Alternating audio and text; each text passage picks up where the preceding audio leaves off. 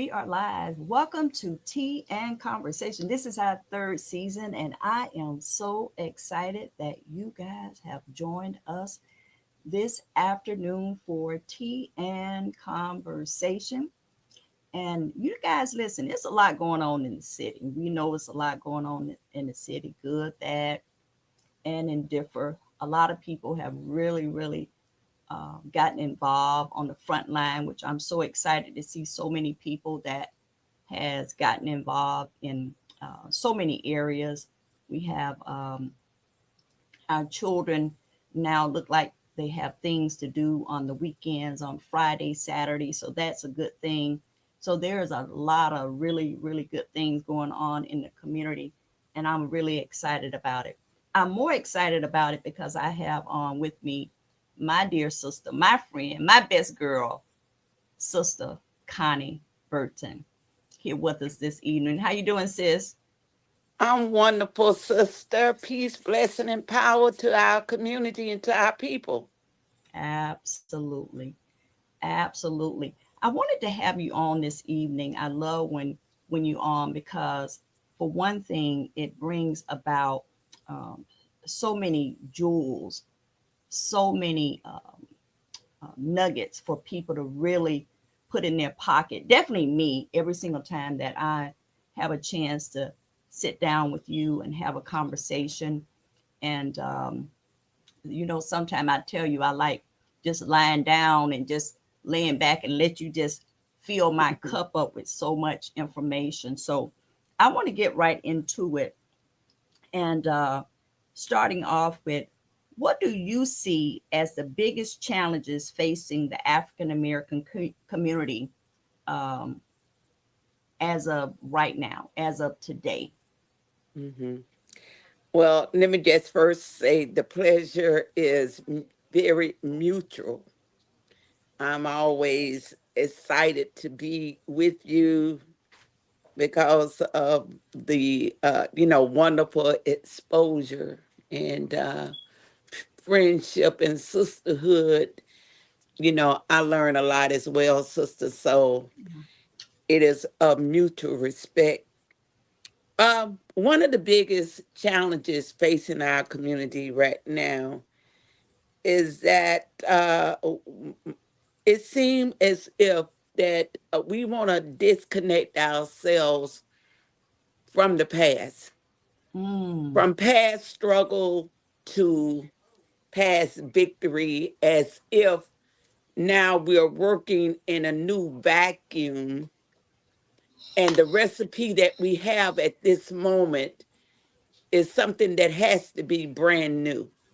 mm-hmm, We are dealing with the same symptoms.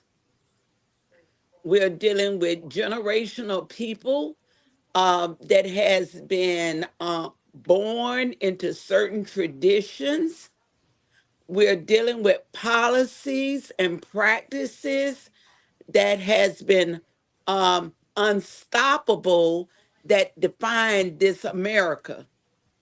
But with African Americans, and especially in this city, we work, and I see it all the time, is that people work from the vacuum of individualism. mm, Um, then there's those that are sustained financially from the system, and so they might think they are unifying, but they have to carry out the will of those that is supplementing either their personal salary or their nonprofit. mm, And so we just have a large ball of confusion in our community, because the reality is, um, as they say, all money is not good money, but people have not mm-hmm, been able to separate that. mm-hmm, There has not been a movement that we haven't had to, a need for financial assistance, whether it was during the civil rights movement, doing Black Lives Matter, mm-hmm, um, just simple engagement. But the problem now is the control that is attached to the finances. And so again, if those that control the finance dictate the outcome, then we have not been able to unify our community in ways in which that would give us power and push us forward. Hmm. So, do you Mhm. think that the intentions are for um, people to be individuals? Do you think the intentions are to have that control and to be controlled by the funds and by nonprofits? Well, all intentions, I believe people start out thinking that their intentions is good. But, if it's my money that I'm spending, it takes a very humble person to say, I trust you with it. Hmm. Do it to the best of your advantage. You know your community better than I do. But Hmm. in most cases, there are so many stipulations that is attached to funding that many people simply cannot move in the best interest of the community. And so we have this big rift in our community that there are those in our community that is not attached to money, but is committed to liberation and justice for our people, uh, that will never be funded by, the greater society. And Hmm. yet, the message, the expenditures are there because we've been dealing some of these same social issues for over 100 years, and we are still here. Still. We are still here as this country celebrate its 250th uh, anniversary, the birth Hmm. of the nation. We're still grappling with the same issues. So I would say that it has almost been, for the most part, if we on a seesaw of 50-50, that we have had some gain, but a lot of losses. Hmm. So, with that being said, those challenges that we have had, that we are having right now, then that means that the last 5 to 10 years, has there been any changes? Has there really been any meaningful changes? Well, I think there's sparks that comes along that lift Mm-hmm. people's spirit Mm. into thinking, based off emotion, Yeah. that, we got a victory. And I take a flashback to, say, the rise of President Obama. Mm-hmm. There was a lot of hope. I remember people leaving Tampa to go all the way to travel to witness the inauguration. Mm-hmm. And now that we look at, we get a chance to reflect, the very things that our community needed then is the same things that our community need now. So we talk about high unemployment in our community. We talk about dysfunctionality of education in our community. We talk about housing, the lack of real affordable housing for Mm-hmm. working class people. We hear these same things being echoed and echoed and echoed. And on top of that, now, living inside the Black community, we echo that with gentrification. We echo that now with a lot of gun violence. That we are seeing the disappearance of our young people, whether it is through um, direct violence toward each other, whether Mm-hmm. it is, mass incarceration in our community, whether we see it being displayed in dysfunctionality of higher education. We're dealing with the same symptoms. And Yeah. so as long as, we allow ourselves to have like a sugar high, you know, Yeah. I feel good at the moment. Somebody is running for office. Oh, they're going to bring about the necessary relief, but then there's no continual action then we Mm-hmm. always come back to first base. We First always come base. back to home plate. And now we are grappling again to how will, we be able to get our community on the same page. But there's a lot of distractions, but people have to have will. People have to have the will to say and be honest about it. Yeah. Take an Mm-hmm. honest approach. And you don't have to tell me, but you have to just sit back and say, within the last 10 years, not individually how I benefit, but how has the majority of our race, our people benefit? And I'm always inspired, sister, um, when I look at some of our pioneers, our ancestral people that took the big plunge. Um, Mm.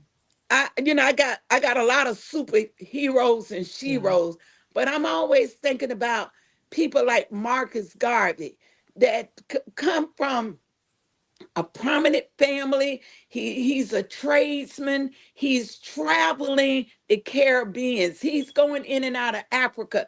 He began to connect the dots that everywhere he see black folks, they are connected to the same low economic status. So what do Mm-hmm. Brother Garvey do?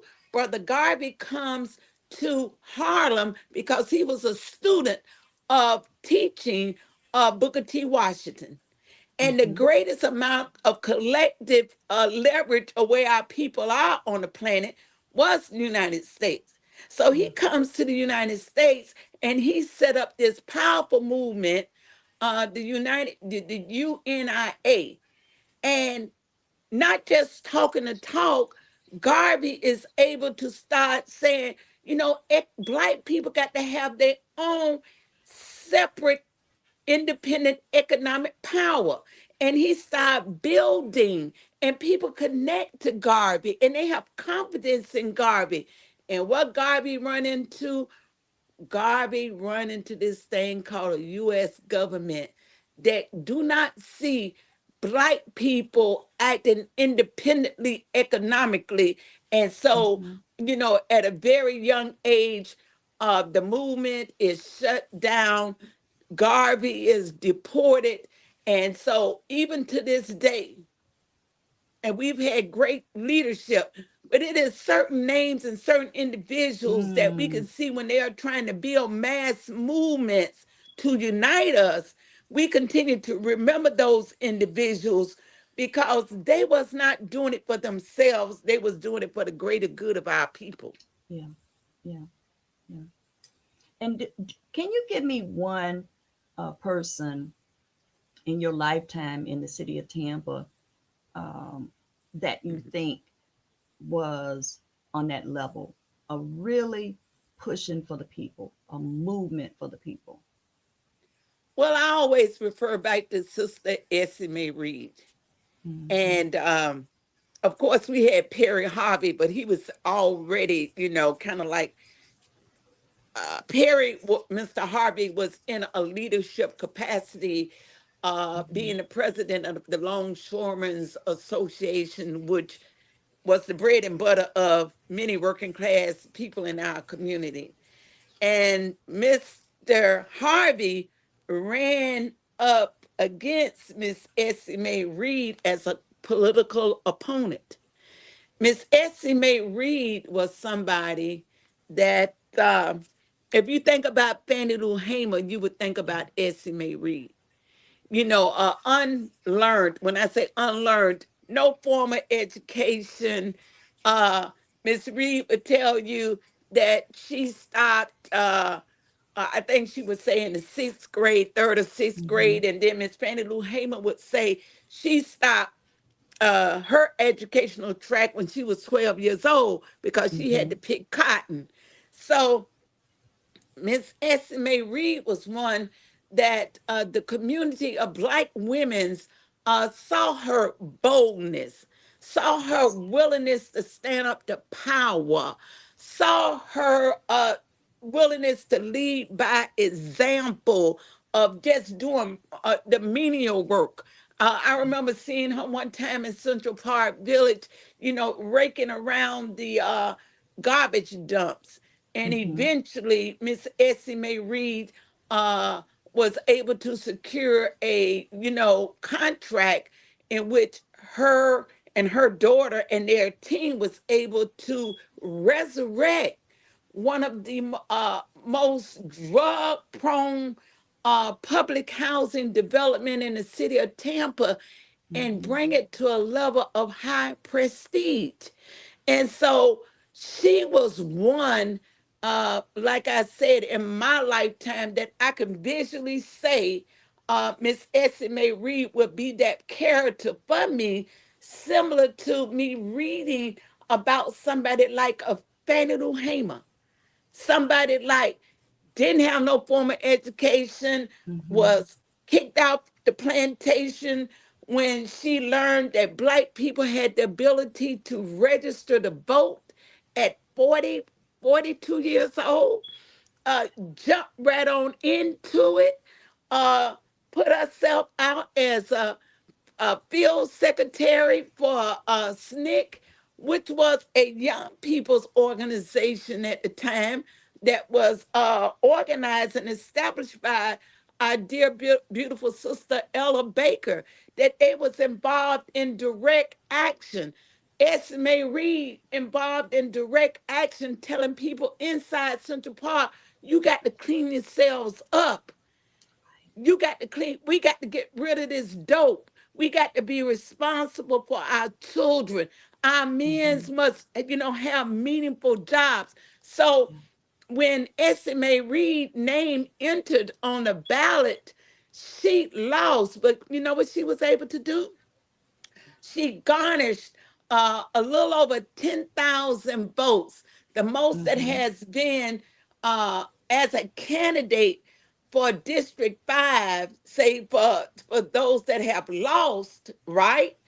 In a Mhm. very, very long time. She had a very high percentage of support of people that had confidence that if SMA Reed had won, we would be able to speak the power, speak for ourselves, have the issues of poor working class people, front and center, that it could not be ignored. And could I just tell you this one last piece? Yes, ma'am. Please. Sister Fannie Lou Hamer disrupt the whole Democratic National Convention. She goes inside of the Rules Committee and she questioned them as to if this is democracy. How can this be democracy and we can't even vote in Mississippi? How can this delegate say that they're here to represent us and we can't even get registered to vote? And it is the action of Fannie Lou Hamer and others during that civil rights period, which happened around 1964, that forced Lyndon Johnson to sign the Civil Rights Bill in 1965. So Mm. when we have people like that of courage, Courage. courage, not status driven, you Yeah. know, I don't know who made her an honorary member of some sorority. I have heard that, but that's not how we know her. We Yes. know her based on the savage beating she had to endure when she was participating in some of these freedom summer rides going throughout the South to register people to vote. We know her based on her courage, not because she had to prove herself of being a highly educated woman with proper diction. No, we gonna always Mhm. remember Fannie Lou Hamer because Yeah. she was courageous. We gonna always remember Essie Mae Reed because the both of those women, in my mind, is interchangeable because they was not afraid to stand up to power. Yeah. Absolutely. And I want to say, I thank you so much. I know years ago, I didn't know Miss SMA Reed, and you took me to visit her, and I was Mhm, just honored to be in her presence. So thank you so much mhm, for that. We have a question on the floor. Slavery is older than America. So mhm. why are we so afraid? Well, sister, the history speaks for itself. As much as America want to lace itself as being the best country in the world, and it might be because I haven't lived anywhere else but here. But what thing I do know about America is that it has a way of punishing those that speaks in its own interest. And so when Mm, Black folks is talking about the issues, a historical analysis of yeah. things that we have gone through, that Mm-hmm. become upsetting to the ruling class. Mm-hmm. That's an upsetting piece. When we talk about Black folks have been lynched, when we talk about a 12-year-old boy was one of the first to be executed in the United States, when we talk Mm-hmm. about a mother sending her child from Chicago to visit his relatives and end up being lynched and his body being drenched in a swamp, and a child name is Emmett Till. It is real. When we talk about our people going from city to city in a nonviolent action just to get registered to vote, having those buses bombed, burned, having people tortured, beaten, having young men that's simply going to be to hear information about why we should vote being savagely beaten, to have four Black little girls getting ready for Sunday school and having the church bombed. That's America. Mm, That is America. And even to this day, even if I didn't talk about the past, I could tell you about George Floyd. I could tell you about Trayvon Martin.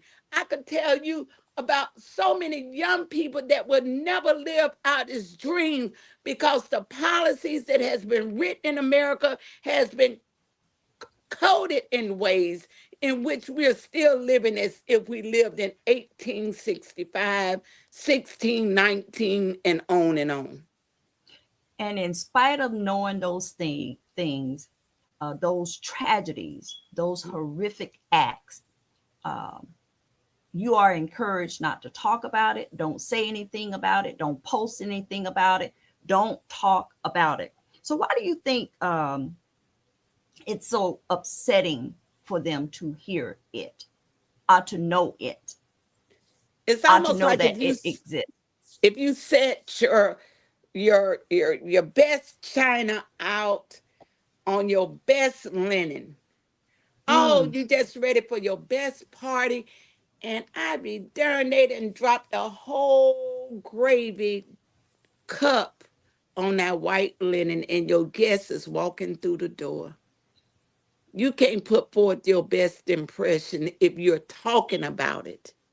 mm-hmm, And always America wants to shield itself from its dirty past, from its historical legacy of harm and hurt. I talk about the African experience.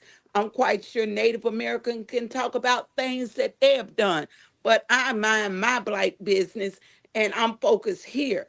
And so when Americans is celebrating and waving the flag and talking about its wonderful accomplishments, it's a reckoning,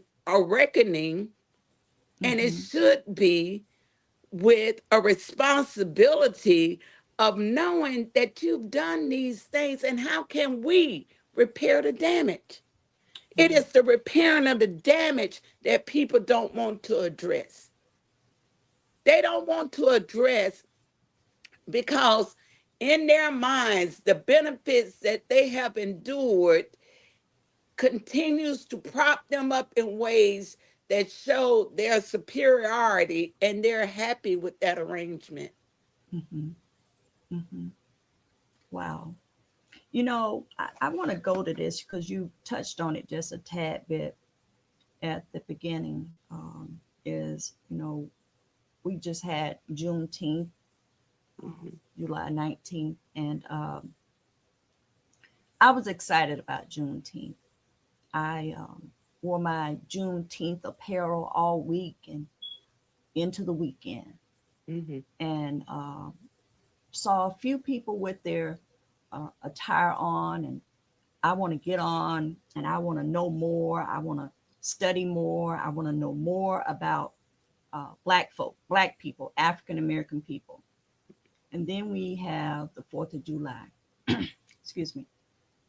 4th of July, I watch, just massive celebrations and massive celebrations with African American people for the 4th of July.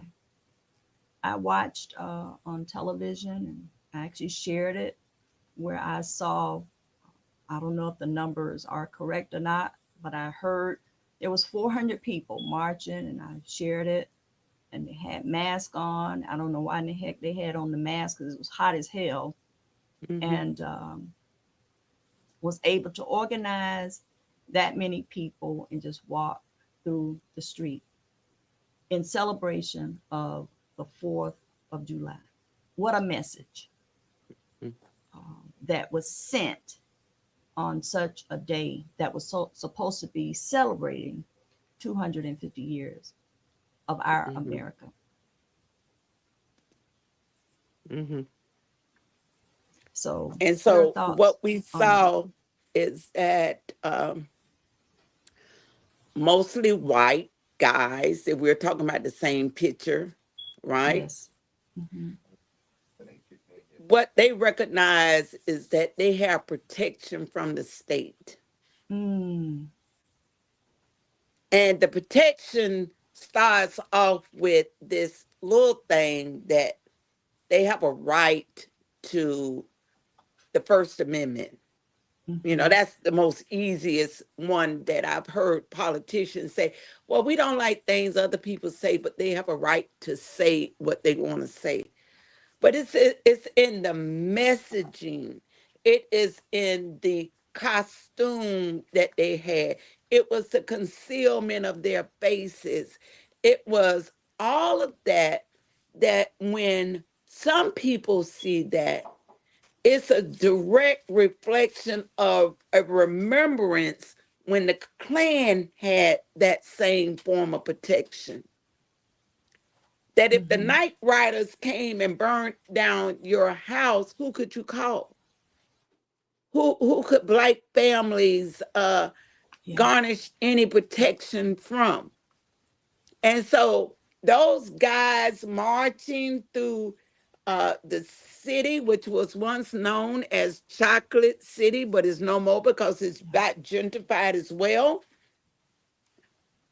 They heard it loud and clear coming from the President of the United States that he didn't have a problem with it because those people uh Hmm. continue to align themselves up with Hmm. things that I've described to say whatever it takes to keep America with the power that it needs to assume to Hmm. have superiority and stroke fear in others, they're willing to do it.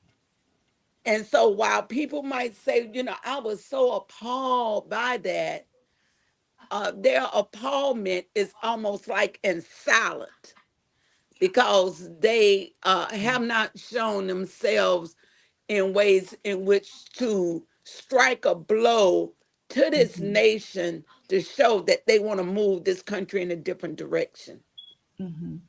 And you know what? I want to say I was somewhat surprised that some of my white friends Hmm. that said not a mumbling word about it. Didn't, Oh no. you I know I had it on my page and other people shared it and shared the picture of the young Black lady on the bus. Um, all I could think about was Rosa Parks sitting on the bus Yeah. Yeah.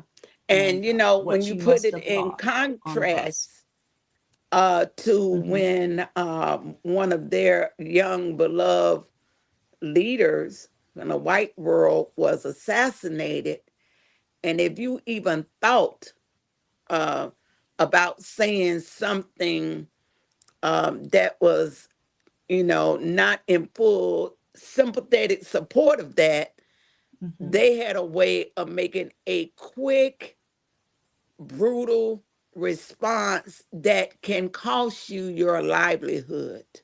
Yeah. So that kind of like tell me all the time Mm. that when people say, that whether they're Democrat, Republican, I don't know what party affiliation those young people were aligned with, but when I don't hear, like you say, Yeah. people stepping out and saying, I'm appalled to it. Yeah. I don't want Yeah. that to represent me. Yeah. This is not the country we want. We want Yeah. to deal with the full reckoning of the Yeah. past so we can move forward. We Yeah. don't want a newer generation to be fermented in hate. Yeah. And we don't hear anything, then that pretty much tell me that America Mm-hmm. has not really changed much. It is just shifting constantly to keep power. Mm-hmm. Yeah. Hmm. Yeah. We have a comment on the floor. There is no liberty and justice for all, only for some. Hmm. And thank you so much for that comment. We have another comment on the floor. 250 years of white male power. Hmm. And we have another question on the floor. Comment, I'm sorry. That's like Shirley Chisholm.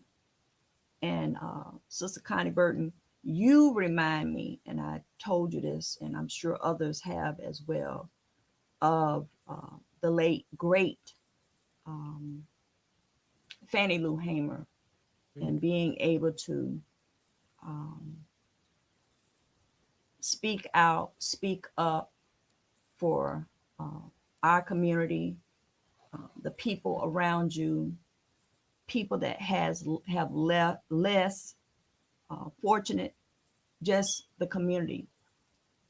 I know that you have shared with me many times that people walk up to you and say 20, 30 years ago what you may have said, helped out, done, gave, and and I've been there with you, and you'll say, oh, okay. It's amazing how you don't keep record. You don't keep a book of what you have done for young people um, when you did that. And I think that speaks volumes to your community, for you advocating for the community, uh, and have given so much of you, yourself, your life to others in our community. And I just commend you for that, because people don't want to do the heavy lifting. And you have been doing the heavy lifting as long as I've known you to be doing the heavy lifting. And it brings me to, when did you know, or do you even think that you are a community activist? Because in my mind, you are. You are Well, amazing woman. thank you. I just grew up, say, in, and I'm not ashamed of it, and I think it's what has grounded me. I Hmm. just grew up around beautiful, strong women during a period when it was almost forbidden for black men to be in the home. I grew Hmm. up in College Hill projects, and the social dynamics then was that public housing was built for women and children. Yeah. And so any men that could not be physically or publicly acknowledged. Yeah. And that always pained me. I Mm. remember my grandmother's husband was he was in the Navy, and he had came out of the Korean War, and the war had done something to a lot of people back in those days, and then to come back home Hmm. and couldn't find a job and fighting for this country, and then to see him gradually, his body just succumb to alcoholism. Hmm. And when he did come to stay with us from time to time, we used to have to pack his clothes up in a box and put them all Mm, away in the pantry and put some rags and bicycle rims. And so the social mhm. worker wouldn't want to go back there and go through all the boxes. Wow. And I used to think of hearing black men getting up 4 day in the morning and leaving the house because you never knew when they would show up. Mhm. And so it looked like a sense of abandonment. And just to Wow. see these black women just carrying on, the best that the choices they had, Mhm. provide a roof over their children's head, to deny themselves, the love and affection of a man 24, hours a day, to walk around Mhm. with some respectability of saying, that's my husband or boyfriend or whatever. And that kind of like struck a chord in my spirit. Like, who give them the right to Mm. tear down our spirit and to destroy our families? Who give them the right to do that? So I think that became like my foundation to saying that we have to stand up. And of course, reading, I'm kind of pretty much self taught, don't have Mhm. no secondary college education, but I had a wonderful woman. Her name was Miss Annie, and she was a nurse by trade. And she would come home every 2 to 3 weeks. And when she came, she would always bring home Reader Digest, some publications that she would find that black people was involved in. So just reading that, reading about who Nat King Cole was, reading about the Harlem Renaissance, reading about black doctors and nurses. Oh, how can that be? Reading about Mary McLeod Bethune and the Mhm. position of power that this woman had, and the way she went about establishing Bethune-Cookman College, reading her last will and testament. She says, I have no money, but I leave y'all love. I leave y'all faith. I leave y'all hope. Just reading that stuff. And you know what I said? I said, I can be that. I can be that. That's Mm. what I wanted. That's what I want to do. I wanted to be a Yeah. history teacher. Yeah. I Yeah. really want to be a history teacher. So, that's been pretty much my foundation. So, no, I don't keep a record because I feel like it's our duty to do it until we win. It is our duty. Mhm. It is all of our duty. Whether it's somebody that have meager understanding about the system, it is our duty to respect each other. It is our Mhm. duty to lend as much help, advice, uh, give Mhm. a accomplishment, to lend a helping hand, to encourage, to live. That's our job. Yeah. That's our job. I think about all the time, that voyage when I went to Ghana, sister. Mhm. And one of the first things we did that night when we got there, we went to the ocean. And I tell you, it's dark, it's night, I ain't finna go too far because, that's the ocean. And it just something that drew my spirit that the waves was not really moving, but somehow when I came like out of this, whatever I was in, a trance or connecting to the spirit, the water was up to my pants pocket. And I don't know what drew me out that far, but I often think about, when we've gone down to the National Museum down in Birmingham and Montgomery to see those images of our people and the voyage of harshness of those that survived, that that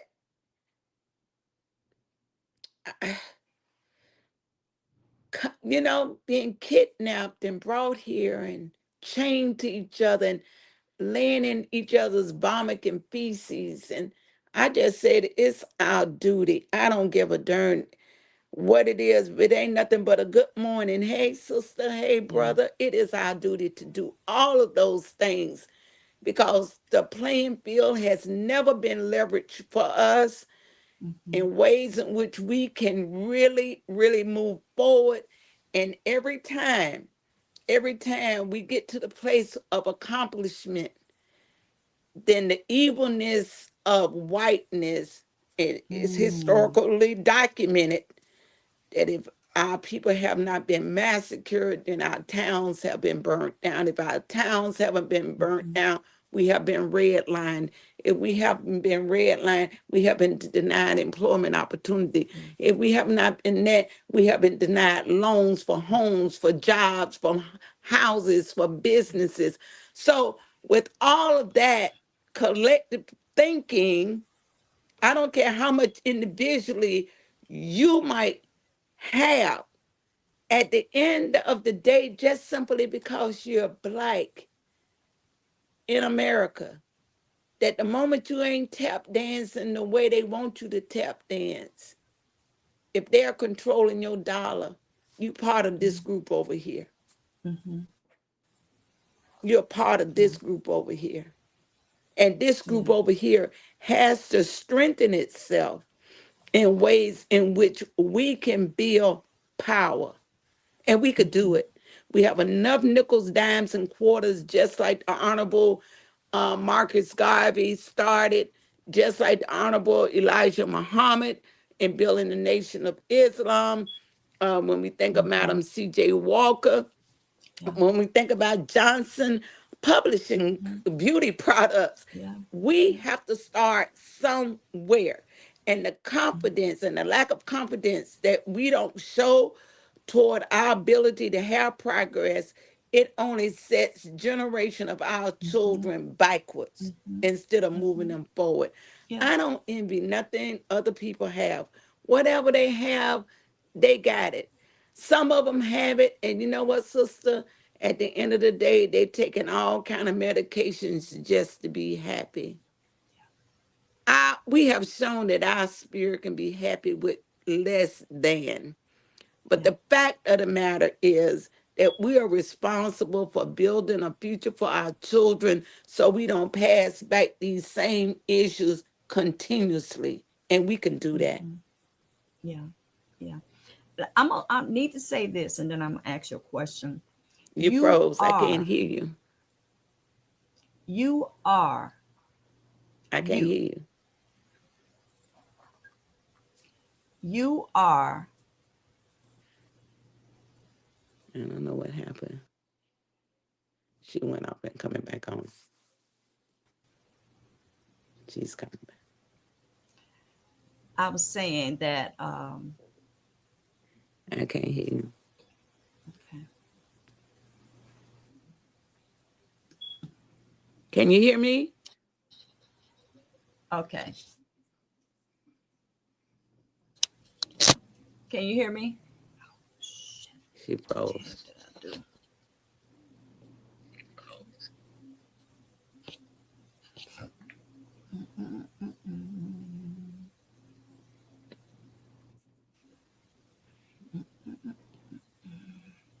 Yeah, she froze. Who is that? It's Candy Low. On the Candy She does a podcast. yes. That's right. How She call her road dog. you doing, son? Should I shut mine off too and start over? No, no, no, no. Hello? Okay. Can you hear me? She still froze on her end. Yeah, it's Yeah. I had to share that with the public. I had to let them see the queen speaking. Thank you. Yeah, cause you know what? Hey, I learned something today. Mm. This why a nigga had to read all these books because you want a nigga to be I'm your student. I'm your first student. Okay. Let me tell you something. Fred Hampton at 21 years old. You know what he did? He was able to connect. Mama, I had to read Fred Hampton. Yeah, I Read know. Cloud Bethune. I know it. Come on, don't start then, okay? I'm talking to the audience. They can't hear you. Oh, hello. Can you hear me? Yes. No, I can't hear you. See that? They can't hear you neither. Yeah. I Uh, can hear. I can, Fat Mom, What's wrong? Fat Mom, come inside.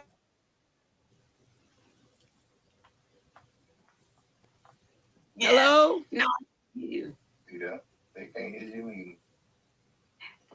Yeah.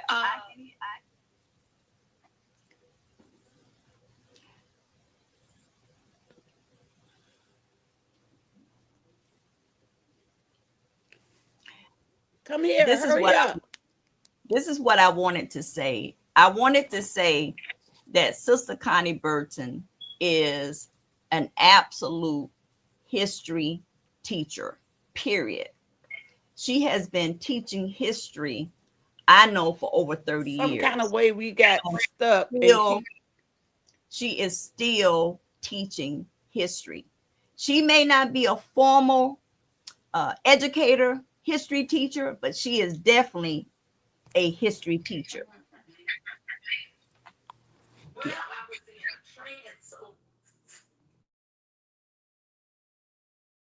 Hear her. Yeah. how was your day, son?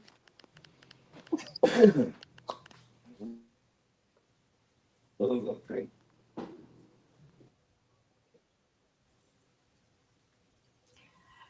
So look like she is having some technical difficulties, and I definitely do not want to hold everyone up. But she is amazing, and we all know what she brings to the table in our city. And I just want to thank her for always being there and being there for me and being there for our Why you community. did that? Hello? Why you did Yes, ma'am. Because they called me. that? What do that mean? We can all hear you. What do that mean they called you in? It ain't number McDonald's. That ain't number burgers. That can't take care. Well, that is our sister, and I will definitely be having her on a lot more because we have so much going on in our community. So I want to definitely make sure. Thank you, everybody that joined us. We had quite a bit of people that jumped on our social media platforms today to listen in and to be a part of our Hello? podcast. You standing Yes, over ma'am. here. This way, grandma at. Look this way. Be quiet. She can hear y'all. No. Stand I can over hear you. Hello? this way. So we can see you. Yes, ma'am.